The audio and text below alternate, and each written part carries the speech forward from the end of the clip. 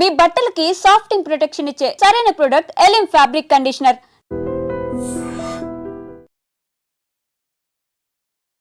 భద్రాద్రి కొత్తగూడెం జిల్లాలో అత్యంత దారుణమైనటువంటి సంఘటన జరిగింది. అక్కడ జూలూరుపాడుకు సంబంధించిన పిఎస్ పరిధిలో ఎస్ఐగా పనిచేస్తున్నటువంటి రాణా ప్రతాప్ భార్య రాజేశ్వరి ఈరోజు జూలూరుపాడులోనే పురుగుల మందు తాగి ఆత్మహత్య చేసుకుంది.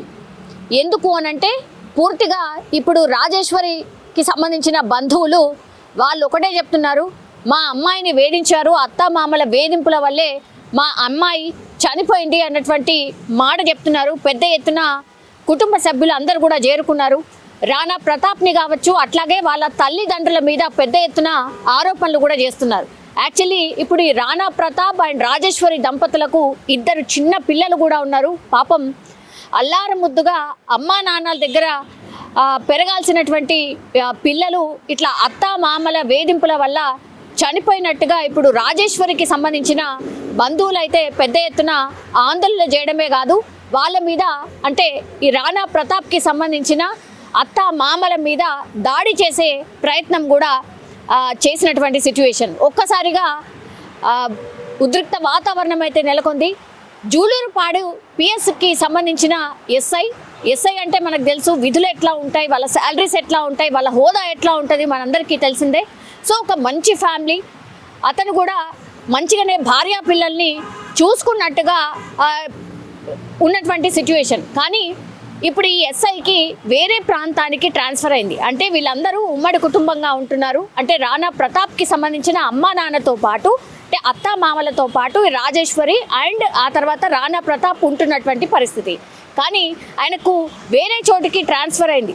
అప్పుడు రాజేశ్వరి అంటే ఇప్పుడు రాణా ప్రతాప్ వాళ్ళ భార్య ఒకటే చెప్పింది, దయచేసి మనం వేరుగా ఉందాం, మీ అమ్మా నాన్న వద్దు, మనం వేరుగా ఉందాము, వాళ్ళని తీసుకురాకు, వాళ్ళు ఇక్కడే ఉండని, మనం ఇప్పుడు నీకు ట్రాన్స్ఫర్ అయిన చోటికి వెళ్దామన్నప్పుడు రాణా ప్రతాప్ దానికి ఒప్పుకోలేదు. ఖచ్చితంగా వాళ్ళు కూడా మనతో పాటు ఉండాల్సిందే, మనతో పాటే ఉంటారు అని చెప్పడంతో మనస్తాపం చెంది ఇప్పుడు రాజేశ్వరి చనిపోయింది పురుగుల మందు తాగి.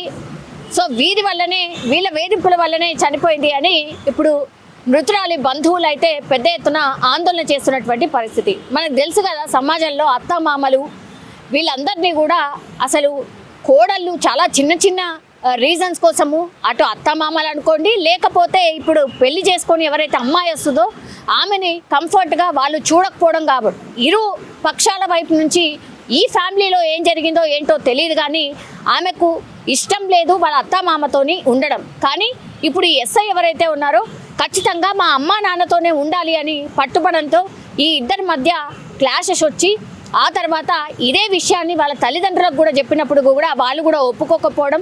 సో పెద్ద ఎత్తున ఇంట్లో గొడవలు జరగడం, దీంతో మనస్తాపానికి గురై ఇప్పుడు రాజేశ్వరి ఎస్ఐ భార్య పురుగుల మందు తాగి జూలూరుపాడులో చనిపోయినటువంటి పరిస్థితి. ఒక్కసారిగా ఈ మార్చురీ దగ్గర ఎప్పుడైతే ఈమె డెడ్ బాడీని తీసుకువెళ్లారో పెద్ద ఎత్తున ఈ అమ్మాయి తరఫున బంధువులు చేరుకున్నారు. అత్తమామలు అట్లాగే ఈ ఎస్ఐ మీద కూడా దాడి చేసే ప్రయత్నం కూడా జరిగింది. సో దీంతో ఇప్పుడు ఎస్ఐ అట్లాగే వాళ్ళ ఫ్యామిలీ మెంబర్స్ అందరి మీద కూడా వీళ్ళు కేసు ఫైల్ చేసిండ్రు, వీళ్ళే దగ్గరుండి మా అమ్మాయిని చంపేశారు అనేటువంటిది చెప్పడమే కాకుండా వీళ్ళ పిల్లల భవిష్యత్తు ఏంటి, చిన్న పిల్లలు అనవసరంగా గొడవలు పెట్టుకొని ఎటు కాకుండా చేసిండ్రు, మా అమ్మాయిని అన్యాయం చేసిండ్రు, ఆమె కోరింది ఏంటి, మీ అమ్మా నాన్నల్ని ఇక్కడే ఉంచు, మనము నీకు ఎక్కడికైతే ట్రాన్స్ఫర్ జరిగిందో అక్కడికి వెళ్ళి వెళ్దామని కోరడం అది ఎట్లా తప్పవుతుంది, వీళ్ళు వేధించారు, వీళ్ళతో ఇష్టం లేదు కాబట్టే ఆమె అట్లా కోరింది, అందులో తప్పేముంది అని అమ్మాయి తరఫు బంధువులు అయితే ఆరోపిస్తున్నటువంటి సిచ్యువేషన్ అయితే కనిపిస్తోంది. కానీ ఇన్ జనరల్ ఈ సమాజంలో ఏం జరుగుతుందో మనకు తెలిసిందే. అత్తా మామలతోని ఉండడానికి ఏమాత్రం కూడా కోడళ్ళు ఇష్టపడడం లేదు.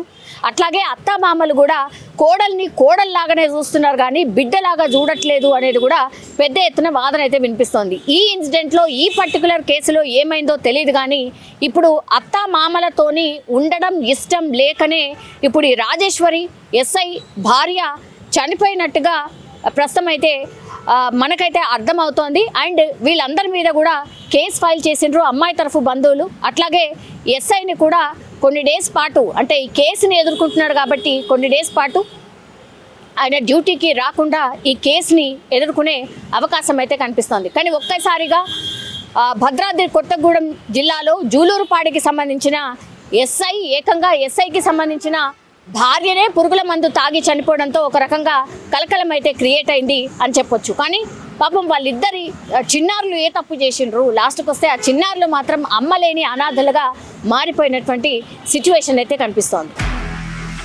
నిజంగా ప్రస్తుతం ఉన్నటువంటి సమాజం దేనికి ప్రయారిటీ ఇస్తుంది? ఆర్థిక సంబంధాల చుట్టూ మాత్రమే తిరుగుతోంది. మళ్ళీ ఎన్నికలంగానే చాలా విరక్తి కలుగుతాం. మంచి అనిపిస్తుంది కదా, లేడీస్ కూడా ఛాలెంజింగ్ జాబ్స్ చేసినప్పుడు చాలా బాగుంటది. ట్రాఫిక్ అసిస్టెంట్స్ గా నియమించిన ట్రాన్స్జెండర్స్ అందరితో సాల్యూట్ చేయించుకుంటున్నారు. ఫుడ్ డెలివరీ ఇవ్వటానికి వెళ్ళినటువంటి డెలివరీ బాయ్ అనిల్ పై కళ్ళ ముందు